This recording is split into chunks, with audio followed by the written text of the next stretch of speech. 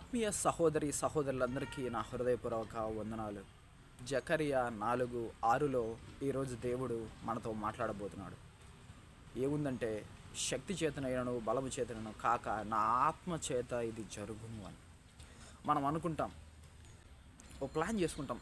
ఈ బలం ఇంత డబ్బులు ఉండాలి, ఇంత డబ్బులుంటే ఈ ఫంక్షన్ ఇలా చేయొచ్చు, ఇంత డబ్బులుంటే ఈ ఇల్లుని ఇలా కట్టచ్చు, ఇంత డబ్బులుంటే ఈ మ్యారేజ్ని ఇలా చేయొచ్చు అని మన ఆలోచనలు, మన ప్లాన్లు కాదు, కానీ దేవుని ఆత్మ జరిగిస్తుంది కొన్ని పనులు.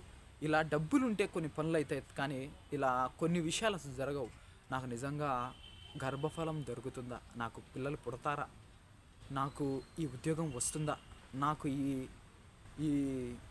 అనారోగ్యం నుంచి బయటికి వస్తానా, లేకపోతే ఈ సమస్యలో నుంచి నన్ను బయటికి తీసుకొని వస్తారా లేదా, ఇలా కొన్ని విషయాల్లో ఆరోగ్యంలో నుంచి మనం బయటికి రాలేము. క్యాన్సర్లో నుంచి నేను ఎలా బయటకు వచ్చేది, ఎయిడ్స్లో నుంచి నేను ఎలా బయటకు వచ్చేది, ఈ భయంకరమైన వ్యాధుల నుంచి నేను ఎలా బయటకు వచ్చేది, ఇంకా అయిపోయింది నా కథ జీవితము, ఇంకా మరణ పడకలేక నా జీవితము దిగజారిపోయింది, ఇంకా నేను లేయలేను, ఇంకా నా జీవితం నాశనం అయిపోయింది అనే భయంతో మనం ఉన్నట్లయితే, ఇది శక్తి చేతనను బలం చేతనను కాక నేను ఇంత గొప్ప రిచ్ పర్సన్ని ఎలా అయ్యేది. చాలామంది దరిద్రులుగా బ్రతికి దరిద్రులుగానే మరణిస్తారు. కానీ దేవుడు ఈరోజు ఏం చెప్పబోతున్నాడంటే, నువ్వు దరిద్రునిగా పుట్టావేమో కానీ దరిద్రతలో మరణించవు. నువ్వు ఒక బిలియనీర్ అవ్వబోతున్నావు.